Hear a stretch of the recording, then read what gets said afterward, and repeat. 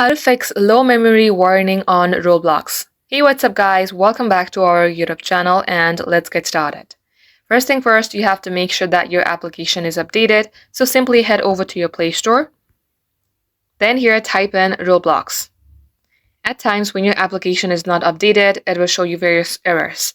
So make sure that you see play here instead of update. If you see update, tap onto update.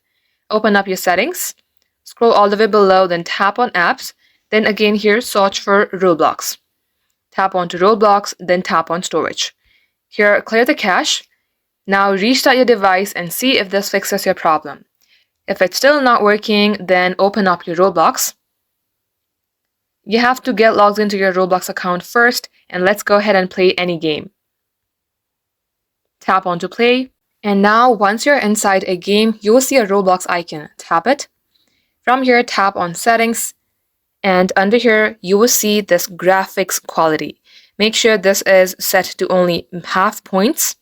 And likewise, if you see graphics mode is manual, you have to toggle it on to automatic. And once you do all this, this shall definitely fix your problem. So that is all for today, guys. Thank you for watching, and we will catch you up in our next upload.